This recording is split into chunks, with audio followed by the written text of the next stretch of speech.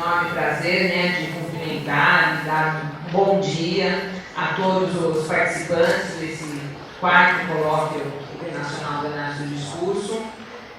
Desejo que todos sejam, de fato, bem-vindos. Eu sei que São Carlos é uma cidade no interior do estado de São Paulo, o deslocamento para cá nem sempre exige, né, um certo tempo, e muitas pessoas já estão aqui em São Carlos desde ontem à tarde, estão chegando, né? É um prazer recebê-los e agradeço muito a disposição e o desejo de participar desse evento. Eu gostaria de cumprimentar aqui os conferencistas que estão aqui, o professor Marcos Genot, professora Alejandra, Dália, professora Marlene Columuli, não estou vendo agora exatamente onde está, e também os palestrantes das mesas redondas, que também estão entrando aqui, chegando, os coordenadores dos grupos de pesquisa inscritos neste evento, bem como todos os participantes desses grupos, os apresentadores de painéis e os ouvintes que se inscreveram para participar desse evento. Cumprimento, enfim, todos aqueles que conosco se envolveram neste evento para torná-lo um momento de estudos relevantes para a comunidade acadêmico-científica. Também com a expressão de grande carinho e alegria que os recebo para esses 3 dias de trocas, aquisição e consolidação de conhecimentos no âmbito dos estudos do discurso. É um momento de alegria para todos nós, para todos os trabalhadores desta casa, ter aqui conosco tantos professores e pesquisadores das diversas universidades do país e do exterior, trazendo então resultados de pesquisas produzidos desde quando nos encontramos há 3 anos. O terceiro CIAD foi em 2012, e em geral as pessoas me dizem, nossa, mas não parece que se passaram 3 anos, né? E tenho certeza que nós poderemos contar, então, né, com, mais uma vez, os resultados dos trabalhos produzidos. O modelo deste evento é centrado em 2 eixos. Um de discussão de uma temática que é gestada no intervalo do trieiro, e o outro de difusão das pesquisas na área, incluindo nisso discussões teóricas, metodológicas e as diversidades temáticas que foram objeto de análise dos mais diversos grupos. São 40 minutos para cada grupo expor os seus trabalhos, e nós sabemos que é um tempo, de certa forma, reduzido. Entretanto, o nosso objetivo é que seja uma apresentação que venha a possibilitar a conversa entre os pesquisadores que exploram a mesma temática ou que discutem a produtividade de um mesmo conceito ou ainda a metodologia. Um modelo, desse evento não é um modelo que privilegia as comunicações individuais e, portanto, isso nos leva a valorizar os resultados obtidos nas pesquisas inscritas nos grupos. Né? E então acreditando nisso que cada grupo poderá indicar, né, nas suas apresentações os resultados e creio que essa, né, esse seja um dos pontos altos do nosso evento. Né? Essa reflexão que se exige de um grupo a fim de que ele possa dizer, nos últimos 3 anos, o que fizemos, a que resultados chegamos. Para fazer um histórico, né, nós estamos aqui no 4º colóquio, para fazer um histórico de como isso tem se dado, em 2006 a nossa temática voltava-se para a discussão das heranças, métodos e objetos da análise do discurso. As apresentações das mesas redondas foram publicadas em um livro com esse mesmo nome e apontaram já naquela ocasião a produtividade no campo teórico da análise do discurso, que não se furta sempre a se questionar, a questionar os seus fundamentos teóricos metodológicos. Em 2009, a temática do nosso selecionado foi a partir do nome do evento, que era A Ordem do Olhar, Discurso, Semiologia e História. Discutimos, na ocasião, o caráter sincrético que frequenta nossos objetos de análise, focalizando como a perspectiva discursiva poderia explorar essas temáticas e objetos diversos inscritos em uma dimensão histórica. Temos também o resultado das apresentações desse evento, publicadas no livro que se chama Discurso, Semiologia e História. Em 2012, a temática centrou-se sobre a presença de Michel Foucault na análise do discurso. E o resultado desse evento também está publicado no livro, aqui pela editora da UFSCar, que se chama As Presenças de Michel Foucault na análise do discurso, que está também em lançamento nesse evento. Portanto, essa nossa veia de pesquisadores continua a nos trazer inquietações que vieram nutrir a temática deste evento aqui, dessa edição. Para tais discussões, nós teremos convidados ilustres que se dispuseram a refletir, né, sobre a produção dos consensos e a difícil conquista da resistência. Essa temática, né, apresentou-nos como extremamente atual.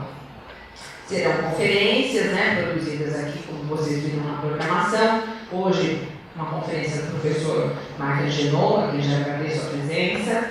Amanhã, no final da tarde, haverá um vídeo gravado por Jean Coutinho, que ele fez especialmente para esse evento e se dispôs a estar online para discussões após a apresentação do vídeo. E na sexta-feira pela manhã, a conferência da professora Marlene Curumburi, que também vai estar aqui presente. Agradeço também a disponibilidade de estar aqui conosco.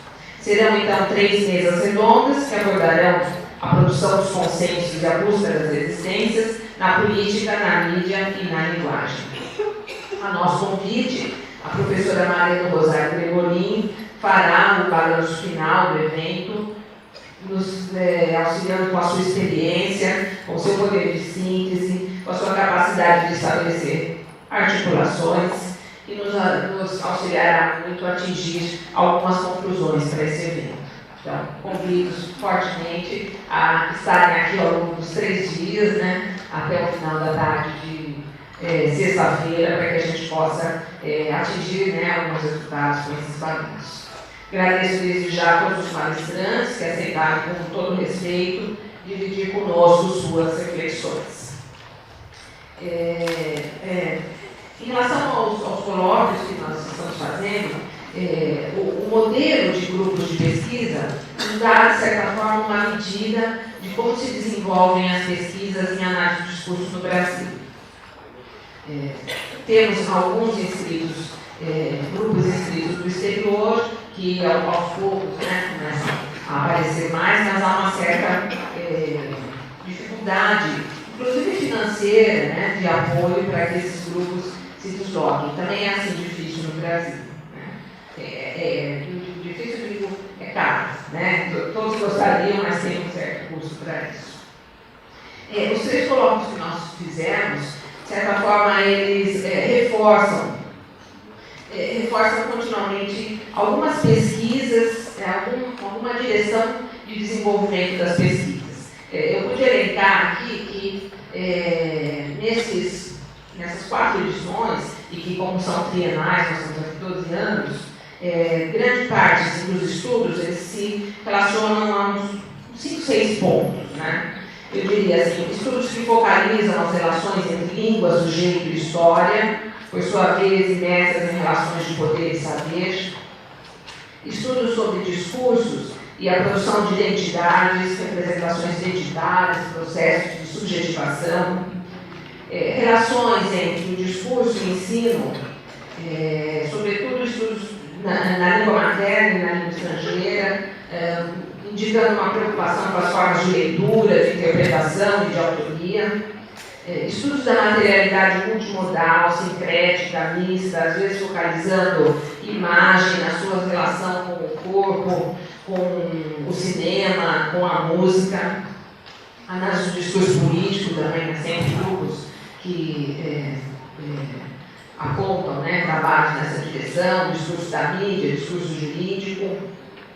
Tem ganhado também mais espaço estudos inscritos em temáticas relacionadas a preocupações como a violência, a cidadania, as exclusões sociais, as resistências, os direitos humanos, né, a questão das minorias, e estudos também, né, vindos de diversas correntes teóricas, né, que somam resultados importantes para as temáticas que são aqui exploradas. Então, a partir de Michel Richet, a partir de Michel Foucault, a partir de Bakhtin, a partir de autores diversos, isso dá uma sustentação teórica para essas pesquisas.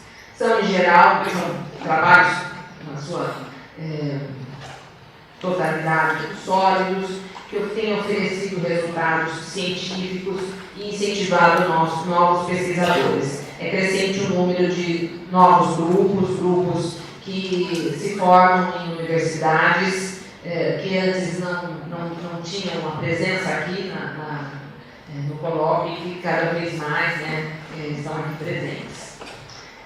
Eu considero, portanto, pontos altos dessa edição a difusão dos resultados dos grupos de pesquisa. A gente tem ainda nos marca para falar um pouquinho também dessa possibilidade de publicação, a atualidade da temática e o prazer de revê-los, porque a festa se dá também, né, ali no saguão, quando todo mundo se abraça, muitos dizem, nossa, quanto tempo, que bom você está em instituição, de onde vem. E ontem, até já encontrando algumas pessoas, eu falei que acho que a melhor parte do evento é porque a gente se vê, né? Se vê, se encontra, estamos aqui e isso nos faz felizes para lembrar a temática que o Tony vai discutir aqui. Eu agradeço aqui o apoio da FAPESP, da CAPES, e gostaria também de já explicitar, né, a parceria segura e sincera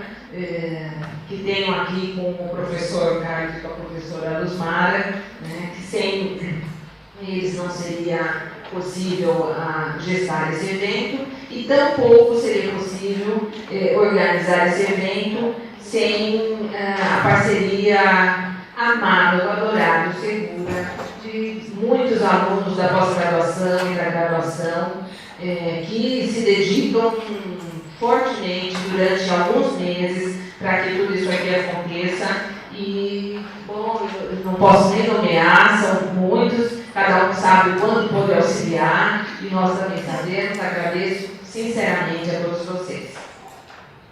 Desejo a todos que nós tenhamos 3 dias de intensas reflexões, nessa atmosfera agradável que se tem aqui no campus da UFSCar. Sempre que inicia essa viagem, eu encomendo um fiozinho, assim, né? Não sei se quem estava aqui em 2012 lembra o que aconteceu, que todo mundo ficou sem agasalho, porque isso veio mais repentinamente. E tenho certeza que teremos aqui 3 dias, né, de encontro muito frutuoso para todos nós. Eu passo a palavra para o professor Carlos e para a professora Luzmara, que também tem uma hora a vocês. Muito obrigada.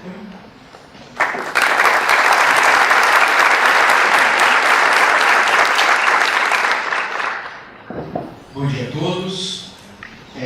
Numa espécie de divisão dos trabalhos que nós fizemos aqui, Vanice, Luzmara e eu, me coube uma palavrinha a propósito da temática. A Vanice revisitou a história do CIAD, né, relatando aí, as 3 primeiras edições, e eu vou dizer, como já adiantei, uma ou outra palavrinha sobre a escolha desse tema, que eu me permito a releitura, a produção dos consensos e a conquista das resistências, os discursos nos movimentos do mundo contemporâneo. E já chama a atenção de imediato para esse título, porque não foi de modo aleatório que foi atribuído, muito ao contrário. faz parte de uma série de reflexões, de um conjunto intenso de discussões que nós tivemos. Essa escolha desses sintagmas não é aleatório, a produção dos consensos, a conquista das resistências. Mas eu volto provavelmente a lhes falar disso. Eu diria que a escolha dessa temática ela poderia remontar uma enorme longa duração ou se fixar um pouco mais em um curto período. Eu me explico. Em alguma medida, o que nós nos propomos a fazer é simplesmente responder, ou melhor, dar um conjunto de respostas, lamentar uma série de hipóteses para a seguinte questão: o que produz o entendimento e o desentendimento entre os sujeitos de uma sociedade? Ela é simples, singela e absolutamente problemática, difícil de ser respondida. Eu estava dizendo que isso pode ser pensado numa espécie de longa duração, porque nós todos sabemos, na área de letras, linguística, discurso, retórica, etc., que há mitos em todas as sociedades que dizem que nós nos entendemos porque somos originários de uma mesma providência divina, digamos assim. Alguns avanços nos mostraram que o entendimento se produz porque nós pertencemos a uma mesma comunidade de falantes, porque nós falamos a mesma língua. Mas avançando bastante, ainda que ontem mesmo o professor Angelou nos relatava que já entre os antigos havia essa sensibilidade para a diferença que se dá no interior da própria comunidade, da comunidade de falantes. Ontem ele dizia que, embora ele esteja inteiramente de acordo com Aristóteles, ou com a retórica clássica de um modo geral, que postula uma espécie de relativa facilidade para persuadir, desde que nós seguíssemos as técnicas produzidas pela retórica, nós estaríamos aptos a persuadir. O professor Angelou disse que não é muito partidário dessa postulação aristotélica. Em contrapartida, ele acrescentava ontem que o próprio Aristóteles dizia que no interior do Sopoi há lugares comuns que são contraditórios. Então, se nós quisermos, exagerando um pouquinho, mutatis mutandis, guardadas as devidas proporções e diferenças, pensarmos que essa adesão de alguns sujeitos a um lugar comum dos mesmos Sopoi ou a outro lugar comum desse mesmo Sopoi pode produzir já diferentes posições enunciativas, discursivas, que não são tão caras. A mesma coisa, ele também fazia referência ontem a Protágoras e a Gorgias. Os sofistas foram particularmente importantes para, desde a antiguidade, nos mostrar que há, no mínimo, ambivalência no dizer, há ambivalência no discurso, porque justamente eles diziam, a propósito do discurso, mote retomado pelo Jacques Derrida, entre tantos outros, que o verbo é um remédio, é uma droga. Então serve para curar e serve também para produzir enfermidade. Ou seja, os antigos então já eram relativamente sensíveis para o fato de que não basta que nós pertençamos à condição humana, à espécie humana, não basta que nós sejamos inscritos numa mesma comunidade falante, que nós falemos a mesma língua para que nós possamos nos entender. O desentendimento mora na mesma morada da comunidade de falantes, se a gente quiser. Desde discursos mais ou menos recentes, eu passo da longa para média, curta duração. Os estudos do discurso, grosso modo, nos mostraram, por exemplo, vou falar de uma matriz que me é mais familiar e conhecida, Michel Foucault, por exemplo, e todo o seu grupo, mostrou que a língua é um ponto de partida a partir do qual se dão os processos discursivos. Então, não é a língua, porque ela é falada por feministas e por conservadores, por gente de esquerda e de direita, etc. É justamente os processos discursivos que falantes que falam a mesma língua produzem as suas diferenças. Temos então alguns indícios para responder a essa nevrálgica questão. O que produz o entendimento, o desentendimento entre os homens. Mas nós sabemos também, legados por pensadores de diferentes matizes, que essa diferença de posição, o fato de que o verbo é veneno e é remédio, o fato de que há diferentes posições, isso ainda vem em conjunto na esteira do materialismo histórico, na esteira dos estudos de Foucault, de Bakhtin, não são simétricas essas posições.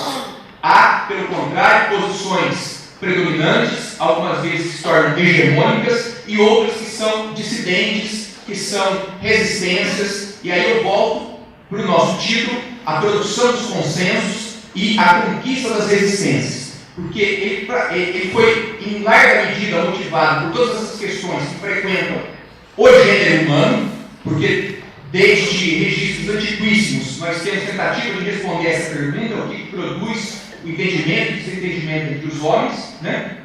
Mas mais recentemente, ainda, nós estamos diante de um mundo em que essas discrepâncias entre aqueles que têm muita voz, muita vez, que produzem muito facilmente o consenso, e consensos desiguais, que produzem a exploração, a submissão, o sofrimento de diversas ordens, e a conquista das resistências não é uma coisa que se produza naturalmente. Nós vamos observar isso em particular em vários autores, mas na própria conferência que hoje com que vai nos brindar o professor Angelou, que a hegemonia tem uma força enorme, os consensos, inclusive os nefastos, os perversos, têm a seu favor a força de uma enorme gravidade, ao passo que a produção das resistências, das dissidências, elas são bastante difíceis de serem conquistadas, e daí nosso título.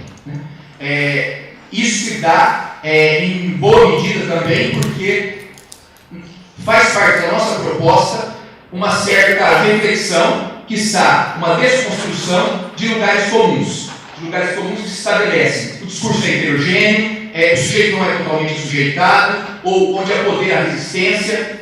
Isso não vai de si, isso não é algo da natureza. A conquista dessa resistência ao sujeitamento, dessa resistência ao poder, isso é uma coisa que se conquista, e muito dessa conquista vai se dever justamente à nossa capacidade de descrever, de interpretar, de compreender como se dá a construção dos consensos, das hegemonias. E acho que, na medida que a gente conseguir melhor descrever, interpretar e compreender o funcionamento dos discursos de modo geral e desse do mundo contemporâneo, porque nele particularmente nos é caro, nos é sentida essa discrepância enorme entre a força da hegemonia e a dificuldade de conquistar as reais e efetivas dissidências. A repetição tem o peso da gravidade, como eu estou dizendo, na esteira do Angelou e de tantos outros, ao passo que a resistência é conquistada quando é conquistada de modo muito árduo, muito difícil de ser estabelecido. Então, basicamente, é a isso que nós devemos a temática do nosso congresso. É por essa razão que nós vamos tratar a partir dessas 3 conferências, como disse a Vanice, e também dessas 3 mesas redondas. Nos era particularmente cara a reflexão sobre como se dão esses consensos e a conquista dessas eventuais resistências na política, na mídia e também, porque é um campo que nos é bastante caro, ao qual nós somos bastante afeitos, as ciências da linguagem. O que se estabelece como predominância, talvez como hegemonia, como se estabelece também as resistências no interior desses 3 campos que são particularmente campos privilegiados da produção, da formulação e da circulação de discursos no mundo contemporâneo. Então, eu reitero o agradecimento a todos, a comissão organizadora. Para mim, não por protocolo, mas é porque de fato é uma verdadeira alegria, honra, fazer parte desse time, composto pela Vanice inicialmente, ao qual, sim, os Mari e eu nos juntamos em seguida. Então, não é uma relação de, evidentemente, muitos de vocês sabem que com a Luzmar certamente não é uma relação de poderismo profissional, né? Mas também com a Vanice tampouco, porque, de fato, antes mesmo de que nós viéssemos para o UFSCar, nós já éramos mais do que colegas, já éramos amigos, então isso só se consolida. Para mim é uma alegria muito grande. E como fez a Vanice, eu também gostaria de agradecer enormemente à comissão organizadora, né, que extrapola nós 3. Como a Vanice falou, os alunos foram absolutamente decisivos para que nós tivéssemos uma boa organização e, se tivermos sucesso, como eu espero, isso vai ser devido em larga medida a todos eles. Muito bem-vindos a São Carlos, muito bem-vindos ao UFSCar. Eu espero que todos aproveitem bastante o nosso evento. Obrigado mais uma vez pela presença.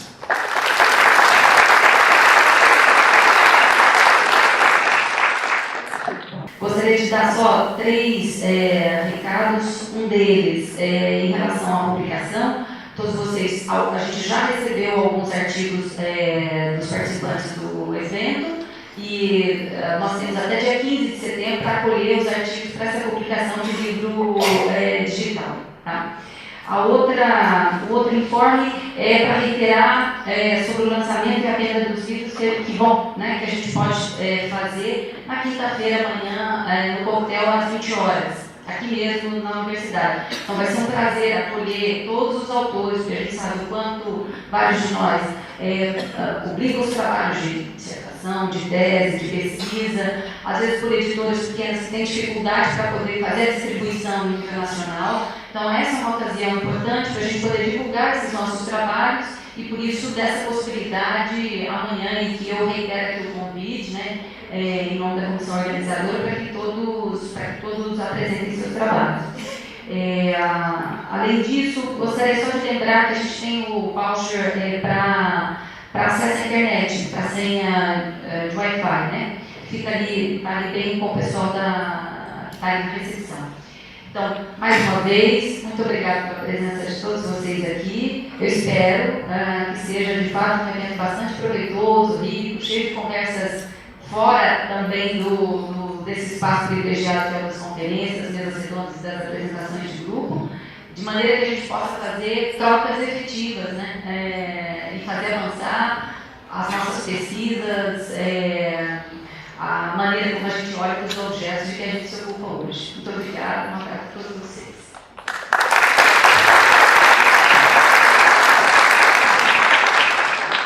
Eu tenho a enorme honra de convidar para a nossa primeira atividade, para a conferência de abertura, o professor Martin Genot, da Universidade McGill, Montreal, no Canadá.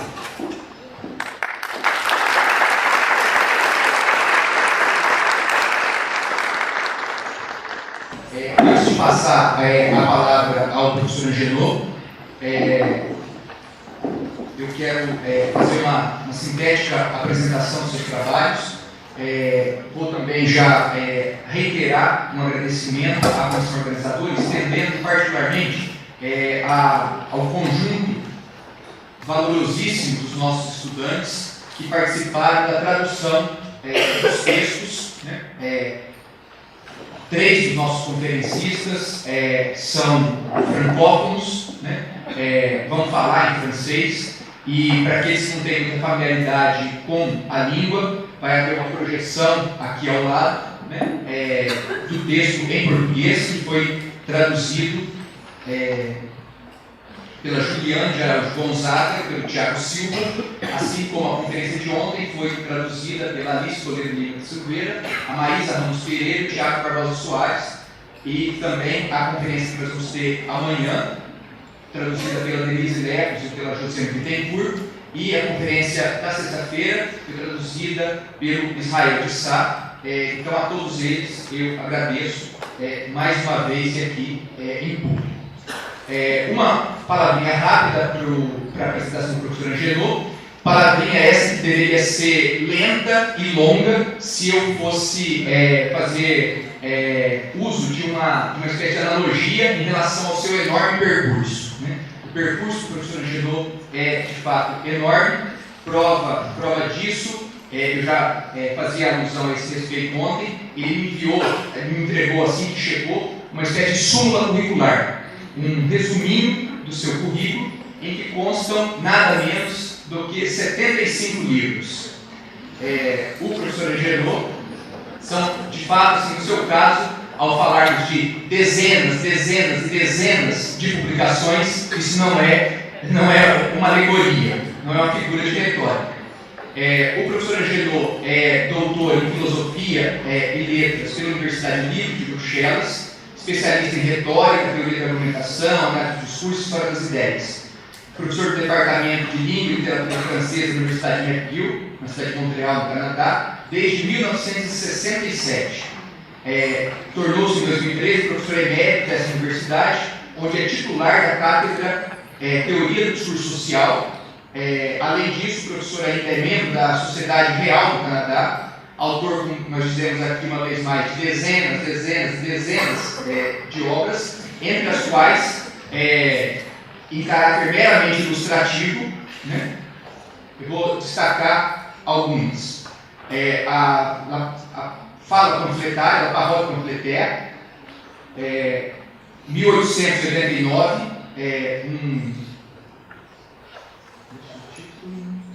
um estado do discurso social, ideologia do ressentimento, diálogo de surdos. Além disso, em 2012, por exemplo, foi o titular da cátedra Perelman de retórica na Universidade de Bruxelas. É o único pesquisador que foi agraciado no Canadá com o prêmio Léon Gérard. Nenhum outro teve esse mérito, e esse prêmio foi otorgado por esse enorme legado que ele já nos deixa. Alguns desses livros estão aqui: Diálogo de Surdos, Ideologia do Ressentimento, A Retórica do Antissocialismo, acabou de me agraciar com esse aqui, A História das Ideias, tem outros tantos. E eu vou destacar, como já fez a Vanice, algo que já estava faltando na nossa bibliografia, na bibliografia de língua portuguesa, pelo menos uma síntese desse enorme conjunto, dessa enorme obra do professor Angenot, e nós fomos agraciados aqui em 2013 com a sua presença. Ele fez uma série de conferências, né, que foram traduzidas por um conjunto de nossos alunos e colaboradores. Eu vou rapidamente nomeá-los, porque é muito importante o trabalho que eles fizeram.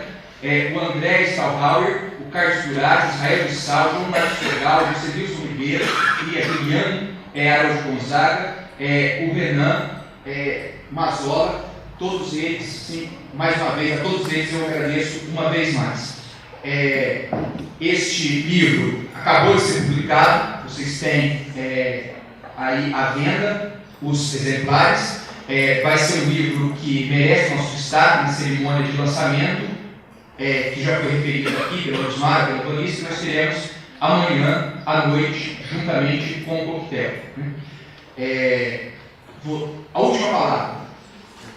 Se há, de fato, uma motivação na longa história para responder essa pergunta, o que produz o entendimento e desentendimento entre os homens, né? Se há milênios, o homem ocidental, pelo menos, já busca dar resposta para essa questão. Se mais contemporaneamente os estudos do discurso, grosso modo, se preocuparam em respondê-la, boa parte das boas ideias que nós temos para também lhes formular uma resposta, ou algumas delas, isso devido ao professor Angenot, foi-nos absolutamente cara a escolha dessa temática, na escolha dessa temática, a leitura de alguns dos seus textos que estão aqui, a começar por um que se intitula justamente A Hegemonia, Dissidência e Contra-Discurso, Centro e Periferia do Discurso Social. Algumas dessas passagens desse texto ele vai retomar na fala de hoje, né? E vocês verão por que razão eu estou tão entusiasmado. Eu sou um grande entusiasta de sua obra, por que razão como eu disse, uma enorme honra recebê-lo. Voilà. Donc le titre de mon exposé, Théorie du discours social, notion de topographie discursive, hégémonie et dissidence. Et je commence avec un premier paragraphe sur l'esprit du temps. L'histoire des idées, que je confonds pour ma part avec l'analyse du discours comme formant un tout disciplinaire, englobe deux sortes de démarches, à la fois contraires et complémentaires, aussi légitimes l'une que l'autre. Elle est aussi bien celle des évolutions et des devenirs, l'étude des diachronies, que celle de la description en couple temporelle d'un état de la culture intellectuelle, l'étude de la coexistence et de l'interaction d'idées mises en discours, de représentation et de croyances en synchronie. Ce ne saurait être ici le lieu de creuser cette polysémie confuse et floue qui, depuis plus d'un siècle, accompagne l'historiographie intellectuelle. La vieille notion de Zeitgeist, l'esprit du temps ou l'esprit de l'époque, est une conception justement abandonnée dans son usage de jadis organicistes et élitistes. Les idées d'un temps étaient appréhendées comme une sorte de rencontre au sommet, loin des foules, entre de grands penseurs. La notion, tout idéaliste qu'elle apparaît, peut se rapprocher de plusieurs autres, non moins floues, celle de climat intellectuel, de sensibilité d'époque, de la vision du monde qui prévaut à une époque, de la Weltanschauung collective et autres formulations intuitives familières à plusieurs générations d'historiens. Il est certain toutefois que ce que je vais définir dans un instant comme l'hégémonie discursive impose et décrit en une conjoncture donnée certaines pensées comme de grandes pensées et fait de certains penseurs dont la plupart seront un jour oubliés l'incarnation de leur époque. Et j'arrive à la notion que j'ai développée il y a longtemps de discours social. J'ai développé dans une série d'ouvrages une théorie du discours social. Il s'agissait de construire une problématique et une méthodologie susceptible de rendre raison de la totalité de ce qui s'écrit et se diffuse à un moment donné dans un état de société, en l'espèce la France à la fin du XIXe siècle. J'ai cherché à considérer dans sa totalité l'immense rumeur de ce qui se dit et s'écrit, en embrassant tous les secteurs, toutes les disciplines, tous les champs discursifs. Je voulais donner à comprendre la manière dont les sociétés se connaissent en parlant et en écrivant, dont, en une conjoncture donnée, l'homme en société se narre et s'argumente. On pourrait tout d'abord appeler discours social, de manière purement empirique, la somme de tout ce qui se dit et s'écrit dans un état de société, tout ce qui s'imprime, tout ce qui se représente aujourd'hui dans les médias et sur le net. L'objet que j'ai cherché à synthétiser n'est toutefois pas ce tout empirique, cacophonique et redondant, mais les règles de production et d'organisation des énoncés, les typologies et topographies, les répertoires topiques et les présupposés cognitifs, la logique de la division du travail discursif qui, pour une société donnée, à une époque donnée, organise et délimite le disciple, c'est-à-dire le narrable et l'argumentable, si on pose que narrer et argumenter sont les deux modes prédominants du discours.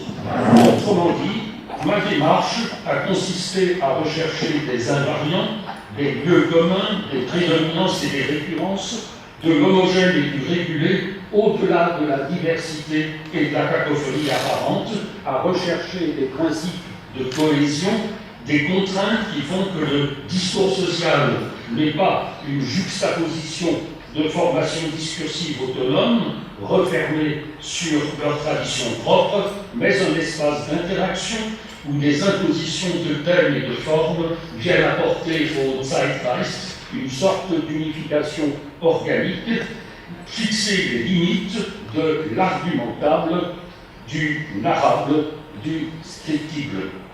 Et donc, j'arrive à cette notion, ces deux notions de totalité et d'interaction. Ça me permet de bouger, de prendre un verre d'eau et de repartir. Donc, totalité et interaction.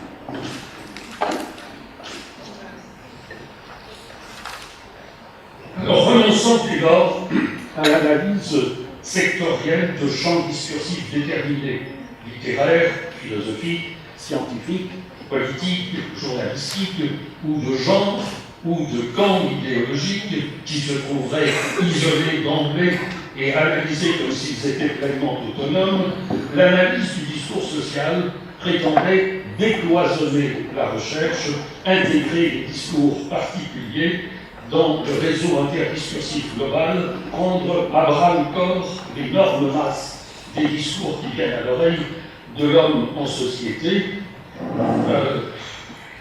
et reconquérir une perspective totalisante. Le discours social forme, sinon un système, du moins un marché, soumis à des offres et des demandes, des tendances et des lois générales, en dépit d'antinomies agissantes et de points d'hétéronomie, un marché et un espace interactif dont les secteurs sont perméables les uns aux autres et dont les régimes locaux et les particularités s'expliquent en grande partie par cette interaction même. L'élaboration de cette théorie a été combinée à un vaste travail de terrain, l'analyse systématique de la chose imprimée produite en langue française, en France et dans la francophonie européenne, au cours d'une année, du 1er janvier au 31 décembre, l'année 1889. 1889 était intuitivement une année prometteuse, une année charnière de la triste belle époque. C'est tout à la fois l'année du centenaire de la Révolution française, l'année de l'exposition universelle de la Tour Eiffel, l'année de la résistible ascension et de la chute du général Boulanger, dont la popularité menace le régime de la Troisième République, et dont des historiens du XXe siècle, comme Seth Kernel, ont pu, par un anachronisme pertinent, qualifier le mouvement de préfagiste. C'est l'année aussi du drame de Meyerling et d'autres événements prégnants. Dans le marché discursif d'une époque, il y a sans doute des objets thématiques et des formations discursives infiniment divers par leur statut social, leur régime cognitif, leur destinataire.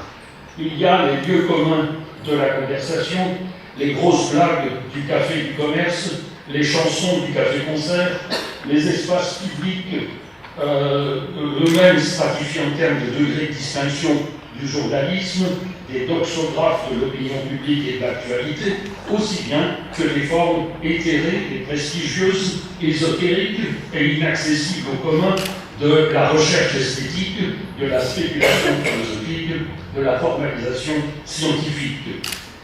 Il y a aussi bien entendu les doctrines politiques et sociales établies qui s'affrontent en tonitruant et les murmures périphériques de groupuscules dissidents. Tous ces deux de discours sont pourvus en un moment donné d'acceptabilité et de charme. Ils ont des publics captifs dont l'habitus acquis comporte une sensibilité à leur influence, une capacité de les goûter et d'en renouveler le besoin. Je me suis livré à un travail boulimique, c'est le mot qui s'impose. J'ai systématisé un bricolage consciencieux qui me paraît au bout du compte n'avoir laissé dans l'ombre aucun type de support imprimé, à savoir 1207 livres de brochures, l'ensemble des quotidiens de Paris, les sondages dans les autres journaux parisiens de moindre importance, qui étaient à l'époque bel et bien de 157 titres différents, 157, dont une douzaine de feuilles régionales de Lille, Lyon, Marseille, 487 périodiques de toute nature, allant de la revue de demain de la feuille de station balnéaire, en passant par les petites revues d'avant-garde littéraire et par toutes les publications des différentes disciplines scientifiques et philosophiques, ainsi que les chansons de café-concert, les affiches commerciales et administratives, les images d'épinal et les catalogues de grands magasins. De ce projet est sorti un ouvrage de 1200 pages, analyse en coupe synchronique de l'imprimé au cours de cette année-là, précédé d'un exposé de la théorie et de la méthode, 1889, en état du discours social. À ce second livre se sont ajoutés plusieurs autres qui développent divers aspects de la question et analysent certains secteurs et certains thèmes interdiscursifs. Je ne dirai quelques mots que de trois d'entre eux. Le cru et le faisandet étudient les différentes manières de mettre en discours le sexe dans le discours social, depuis la basse pornographie au roman d'avant-garde et à la presse et à la science médicale et la psychiatrie. Ce que l'on dit des Juifs en 1889 étudie le puissant élan de l'antisémitisme en France et il l'aborde encore une fois dans tous les secteurs, dans toutes les disciplines savantes et dans tous les genres du discours social et non pas chez les seuls activistes et doctrinaires qui font de la dénonciation du rôle des Juifs le moyen de leur vision hostile au monde moderne et l'action d'un programme politique. Enfin, topographie du socialisme français prend en considération tout l'imprimé socialisant de ces 2 années situées à l'émergence de la société de masse. J'étudie le mouvement ouvrier français et belge d'alors, de sa presse et de ses discours, non comme un ensemble syncrétique, ni comme un idéaltique weberien, mais j'aborde en termes d'espace d'affrontement polémique entre partis, groupuscules, revues et doctrines en conflit, comme une topographie interdiscursive qui est le concept que je construis dans cet ouvrage et qui me ramène à la problématique que j'ai suivie au cours des ans de toutes sortes de façons, celle du conflictuel sur un fond d'hégémonie dans le discours social ou dans un de ses champs. Et donc en revenant aujourd'hui sur la problématique de ces livres qui ont inspiré depuis lors plus d'un chercheur français, je ne compte aujourd'hui vous présenter que ce qui serait un peu la méthode par excellence de l'analyse du discours, mais plutôt faire apprécier une démarche possible parmi d'autres problématiques, une démarche qui me paraît prometteuse et féconde et qu'on peut transposer à la fois à la société contemporaine où l'imprimé triomphait seul en 1889 et où il cède la place au visuel et au digital, et qu'on peut transposer à une autre culture que celle de langue française. À ces titres, j'en présente en résumé certains concepts clés comme étant susceptibles d'inspirer en les transposant et les adaptant d'autres chercheurs d'une autre culture et travaillant sur une autre époque. Hégémonie. Donc, hégémonie, à première vue, la vaste rumeur des discours sociaux donne l'impression du polyvolu, de la cacophonie, d'une extrême diversité de genres, de thèmes, d'opinions, de langages, de jargons et de styles. C'est à cette multiplicité, cette hétéroclasie que la pensée de Mikhaïl Bakhtin semblait s'être surtout arrêtée.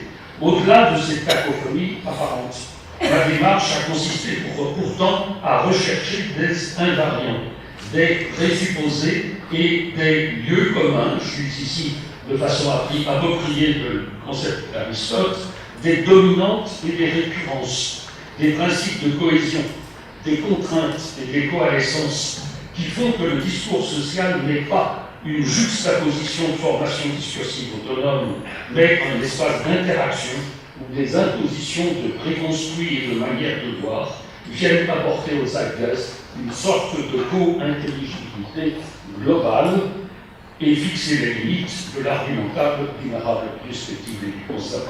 J'ai cherché à faire apparaître non pas du tout un système statique, mais donc ce que j'ai appelé une hégémonie, conçue comme un ensemble complexe et parfois contradictoire de règles prescriptives de diversification des disciples et simultanément de cohésion, de coalescence et d'intégration.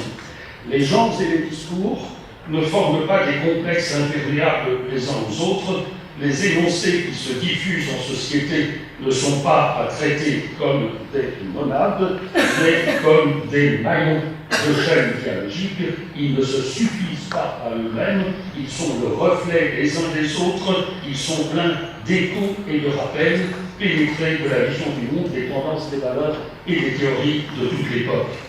Le fait de parler du discours social au singulier, et non pas simplement de l'ensemble contingent des discours sociaux, implique qu'au-delà de la condition du travail, de la diversité des langages, de la variété des pratiques signifiantes des styles et des opinions, un chercheur croit pouvoir identifier ces références, ces manières de connaître et de signifier le connu, qui sont le propre de cet état de société et qui transcendent la division des discours. C'est ce que j'appelle hégémonie.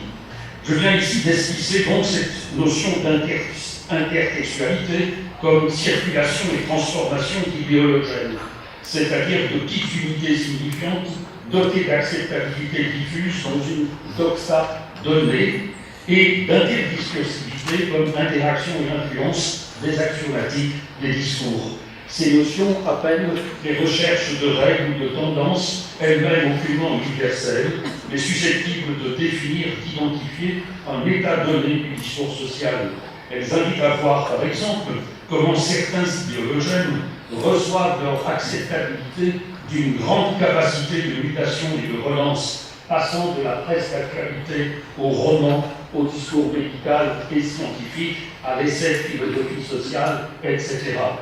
Mon travail a donc consisté à faire apparaître pour la fin du XIXe siècle cette interdiscursivité généralisée, à mettre en communication logique et thématique les espaces sublimes de la réflexion philosophique, de la littérature audacieuse et novatrice, et les domaines triviaux du slogan politique, de la chanson de café-concert, du comique, des revues satiriques et des facéties militaires, des mots d'esprit et des grosses blagues de la presse populaire. J'ai cherché à repérer ou repenser les répertoires thématiques où vont puiser tous les écrivains et faire ressortir des tendances générales, des avatars locaux de formes et de thèmes fondamentaux, la rumeur d'une passe continue derrière les variations d'une série de motifs, la permanence de la doxa dans la surprise des paradoxes, l'éternel retour de certains paradigmes, de présuppositions et de constances dans les désaccords apparents, en d'autres termes, présence de lois tacites et de tendances collectives dans les idiosyncrasies des opinions individuelles et des innovations esthétiques qui encombrent banalement le marché de production symbolique. Les pratiques signifiantes qui coexistent dans une société ne sont pas juxtaposées. Elles sont co-intelligibles et interactives, non seulement parce que s'y produisent et s'y imposent des thèmes récurrents, des idées à la mode, des lieux communs, des effets d'évidence et de cela va de soi, mais encore parce que, de façon plus dissimulée, au-delà des thématiques apparentes et en les intégrant, le chercheur pourra reconstituer des limites générales du dissible et du strictible, une dialectique et une utopique au sens d'Aristote, une gnoséologie déterminante avec ensemble l'acceptable discursive d'une époque. Je précise aussi dans un instant. Dans chaque société, avec le poids de sa mémoire discursive, avec l'accumulation des rémanences des modèles produits dans le passé pour des états antérieurs de l'ordre social, l'interaction des discours, les intérêts qui les soutiennent, la nécessité de penser collectivement la nouveauté historique produisent la dominance de certains faits sémiotiques, de faits, de formes et de contenus, surdéterminant globalement l'énonçable et privant de moyens d'énonciation l'impensable ou le Nordlicht, le Nordlicht-Gesagtes, le pas encore dit, qui ne correspond évidemment pas aucunement avec l'inexistant et le chimérique. Représenter le monde, ça veut dire aussi stotoniser, ignorer, laisser dans l'ombre, vécu des classes dominées, misère sexuelle du plus grand nombre, vie onirique des humains ou remous politique au Japon, le discours social de 1889, à force de parler de tout, détourne excellemment le regard de ce qui n'est pas intéressant. La fonction première des discours sociaux sous l'hégémonie, fonction concomitante à leur monopole de représentation, est de produire et de fixer des légitimités, des validités, des publicités, de rendre public des goûts, des opinions, des informations. Complémentairement, elle est d'exclure ou de censurer l'impensable. Tout discours légitime contribue à légitimer aussi des pratiques, des statuts, à assurer des profits symboliques, et il n'est pas de profit matériel ni de pouvoirs sociaux qui ne soient accompagnés de symbolique. La chose imprimée même est un instrument de légitimation en un temps où les simples croient sans réserve à ce qui est écrit dans le journal. Le pouvoir légitimant du discours social est lui aussi la résultante d'une infinité de micro-pouvoirs, d'arbitraires formels et thématiques. À la fonction monopoliste du discours social se subordonnent des fonctions accessoires et dérivées de routinisation de la nouveauté, de convivialité nationale, d'identification distinctive des groupes et des classes, de leurs goûts et de leurs intérêts. Le discours social, dans l'unité relative de son hégémonie, renferme un principe de cohésion et de convivialité. Il représente la société-communauté comme ensemble intelligible et comme communion toxique. Et même les affrontements, les dissensions y contribuent. La logique de l'hégémonie dans l'ordre toxique, c'est le consensus, le sens commun, l'opinion publique, l'esprit civique, les valeurs nationales. Le discours social produit une certaine interprétation commune de la conjoncture, il lui confère un sens, dont débattent les doxographes. Cette production de la société comme un tout intelligible est dialectiquement compatible avec les distinctions, les hiérarchies, les prestiges que les différents discours légitimes. Le discours social a le monopole de la représentation de la réalité, cette représentation de la réalité qui contribue largement à faire la réalité et l'histoire. Et c'est justement parce que c'est une affaire de monopole, parce que cette affaire de monopole, que le discours social d'une époque semble adéquat comme reflet du réel, puisque tout le monde voit le réel et le moment historique à travers lui, et plus ou moins de la même façon. Ce qu'on appelle une culture est composé de mots de passe et de sujets de mise, de thèmes dont il y a lieu de disserter, sur lesquels il faut s'informer et qui s'offrent non seulement aux médias, mais à la littérature et aux sciences, comme dignes de méditation et d'examen. L'hégémonie se présente ici comme une thématique, avec des problèmes préconstruits, des intérêts attachés à des objets dont l'existence et la consistance ne semblent pas faire de doute, puisque tout le monde en parle et en discute. Il n'est pas besoin d'épouser les mêmes idées pour respirer le même air, il suffit qu'on s'accorde pour tenir ceci ou bien cela pour réel, et donc digne d'être débattu.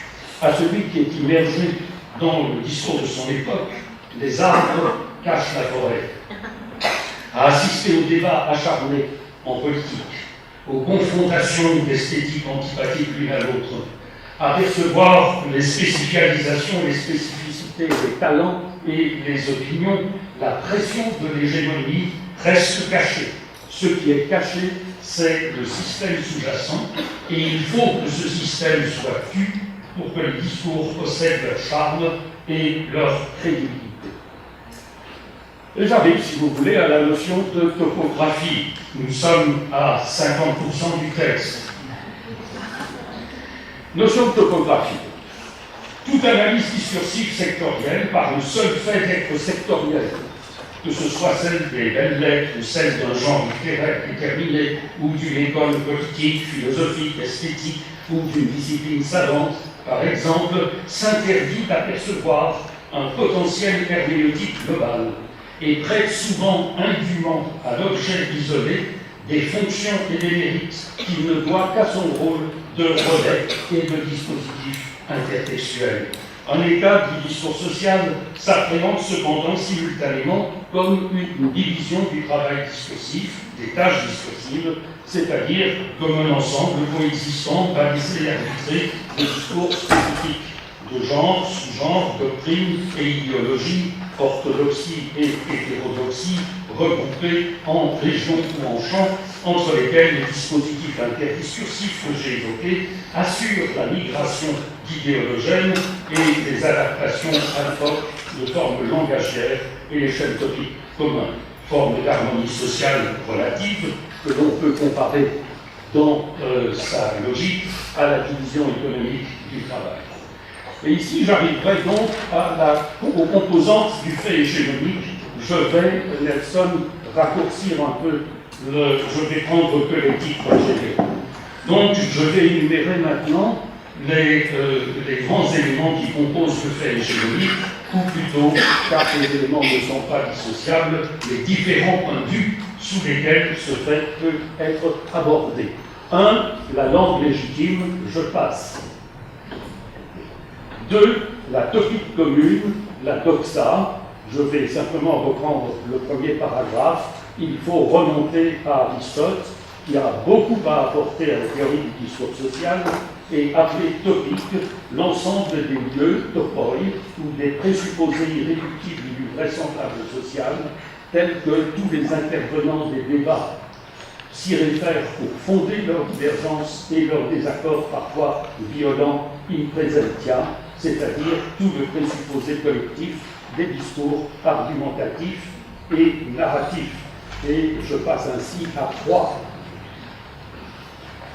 3, en supposant que, à 3, une océologie. une gnoséologie.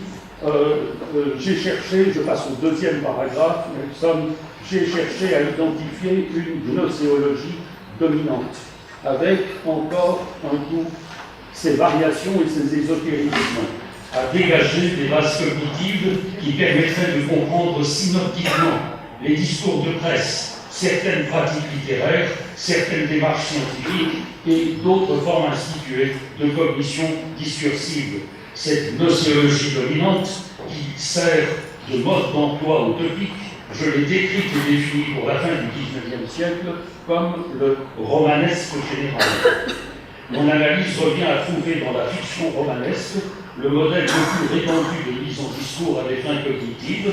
Je dirais qu'il y a une gnoséologie narrative réaliste du XIXe siècle qui, loin d'être le propre du roman, s'est réalisée dans le roman avec prestige, comme elle se réalisait aussi dans le réquisitoire de l'avocat général, dans la chronique du publiciste, dans la leçon de clinique du médecin. Je passe à 4 fétiches et tabous, ça simple et évident. La configuration des discours sociaux est marquée par la présence particulièrement repérable, à la façon d'une nova au milieu d'une galaxie, d'objets thématiques marqués par les deux formes du sacré, de l'intouchable chez les anthropologues, les fétiches et les tabous. Ces intellectuables sont connus de la société comme tels, ils tentent donc les transgresseurs et les iconoclastes, mais un mana les habite, dont témoignent toutes sortes de vibrations rhétoriques à leur abord. La patrie, l'armée, la science sont du côté des fétiches, le sexe, la folie, la perversion sont du côté des tabous. Un grand nombre d'audacieux soulèvent ici le voile d'Isis et s'attirent par leur courage novateur l'approbation des happy few. Ici encore, il faut voir qu'un tabou peut en cacher un autre, et aux libertins littéraires notamment, on aurait tendance à dire encore un effort si vous voulez être vraiment audacieux. Je vais passer le point égocentrisme et ethnocentrisme.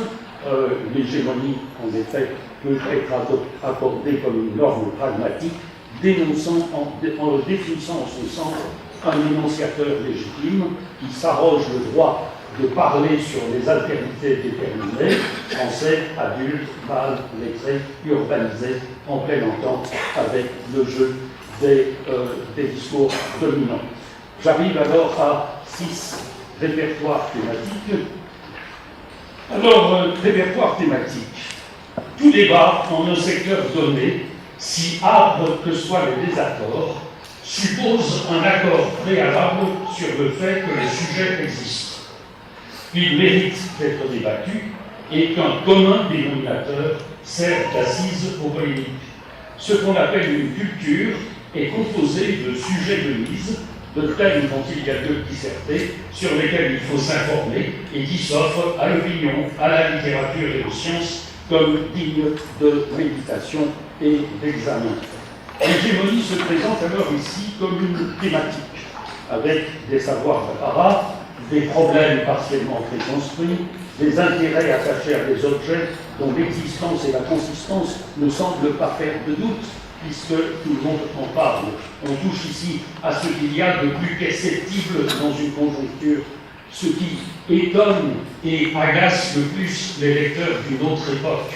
De tous ces objets que l'on nommait, que l'on valorisait, que l'on décrivait, que l'on commentait, combien n'apparaissent plus comme étant des objets connaissables et déterminés, mais avec le recul du temps, sont réduits au statut d'agonie, bibelot, d'inanité sonore. Alors voilà, je passe à cette dominante de pathos. La traditionnelle histoire des idées tend volontiers à transformer le pathos dominant des discours d'un temps en des tempéraments et des états d'âme qui seraient soudain advenus collectivement aux grands penseurs et artistes et à leur génération. Revenons encore à Aristote et à sa théorie des pathés dans la rhétorique. Phobos, la crainte, l'angoisse, est définie comme un effet du discours qui engendre un sentiment douloureux qui fut causé par la figuration d'un danger imminent qui causeraient destruction ou malheur. Et je reste aristotélicien en voyant dans l'angoisse le grand effet de pathos de la vision du monde française fin de siècle, un dispositif qui n'est pas sans relation avec le concept weberien, qui est porté beaucoup plus large, del Zauberung, de désenchantement. Et donc j'en arriverai ici, je ne suis pas sûr que je vais continuer longtemps, je vais raccourcir tout ça, je vais passer à la section périphérie, dissidence et contre-discours, c'est-à-dire aux 2 dernières pages. Périphérie, dissidence et voilà. Périphérie, donc dissidence et contre-discours, puisque j'ai abordé d'abord l'hégémonie et le discours social d'une époque est organisé en secteurs canoniques, reconnus, établis, centraux. Aux marges, à la périphérie de ces secteurs de légitimité, ces mots sont intuitivement topographiques, s'établissent dans un antagonisme explicite des dissidences, et c'est là apparemment qu'il faut chercher l'hétéronome. Voyons un peu ce qui en est de ces périphéries qui ne sont pas un fait de nature, mais qui sont elles aussi le fait d'un état de société. La périphérie du système discursif en 1889, comme aujourd'hui, est occupée par toutes sortes de groupuscules qui opposent aux idées et aux valeurs prédominantes leur science, leur historiosophie, leur herméneutique sociale et même de façon au moins embryonnaire leur esthétique. Groupe dont l'action fondamentale est de mettre de l'avant cette rupture radicale dont il se flatte. Il y a à se signaler par exemple en 1889 les fourriéristes, les adeptes positivistes de la religion de l'humanité, les spirites, les théosophes et autres sectes occultistes, les colinsiens du socialiste rationnel, sur lesquels j'ai écrit un livre, Collin et le socialisme rationnel. Il y a les divers partis socialistes révolutionnaires dont j'ai parlé et qui sont polarisés entre marxistes et anarchistes, et il y a aussi les féministes, le mot n'existe pas alors, les partisans de l'émancipation des femmes, dont les thèses et les idées paraissent d'une inénarrable cocasserie lorsqu'ils sont rapportés par les chroniqueurs établis des discours légitimes. Ces discordances groupusculaires se savent en lutte contre l'emprise de l'hégémonie et dont la nécessité de mettre en place pour se maintenir une convivialité à toute épreuve, un enfermement sur leur propre logique, produisant à la fois un discours autosuffisant et imperméable aux influences du dehors. Ces dissidences s'organisent donc toujours comme des résistances. C'est en voyant la manière dont elles exigent l'adhésion sans réserve de leurs zélateurs, dont elles travaillent à accentuer la spécificité de leur vision des choses, que l'on peut percevoir à contrario l'oppression de l'hégémonie contre laquelle elles opèrent. Tout groupe dissident doit disposer d'une sorte de palladium, d'un talisman qui le rende invulnérable aux vérités dominantes. L'analyste du discours social ne se hâtera pas de conclure à une rupture chaque fois qu'il est mis en face d'énoncés expressément paradoxaux et protestataires. Il verra de quelle puissance d'attraction dispose le discours social hégémonique pour restreindre l'autonomie critique des doctrinaires socialistes ou féministes, tout comme l'indépendance spéculative ou imaginative du penseur et de l'artiste. Il verra comment les pensées censées contestataires se développent dans la mouvance de l'hégémonie invisible contre laquelle elles cherchent à poser leur critique, comment s'infiltre constamment en elles le discours dominant qu'elles refoulent.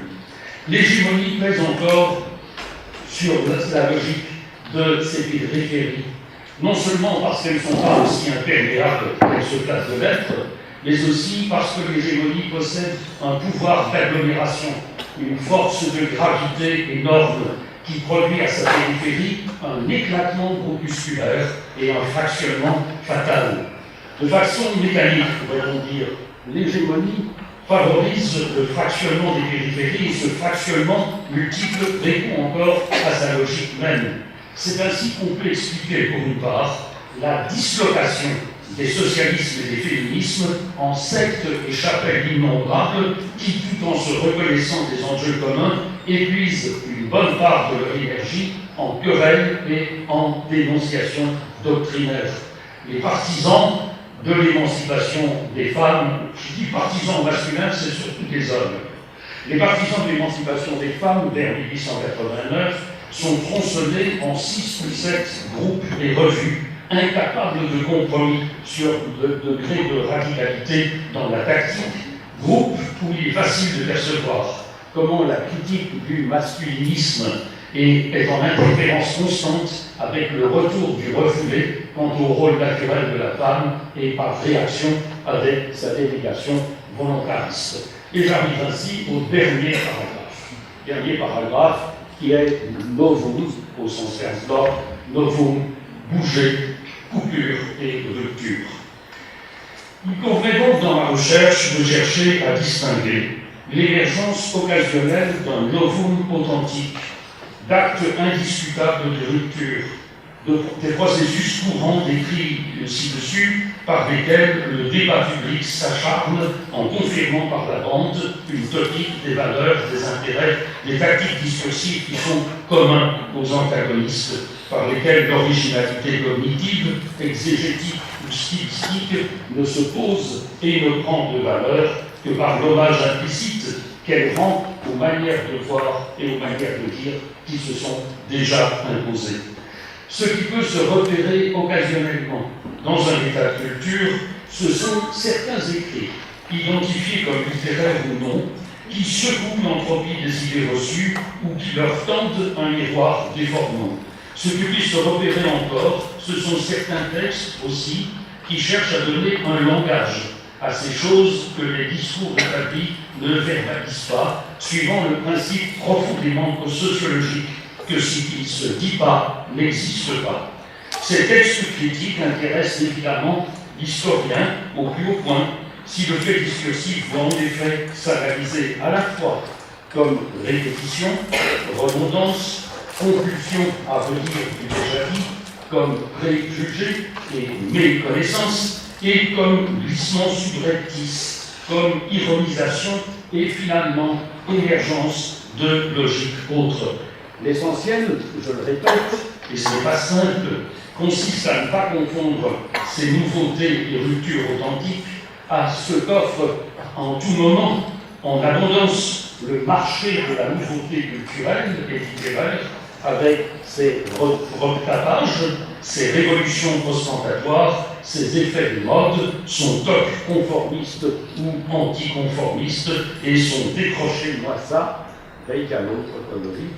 ils sont décrochés moissa de l'identité ethnique, sociale et sexuelle. Voilà, vous avez été très gentils, merci.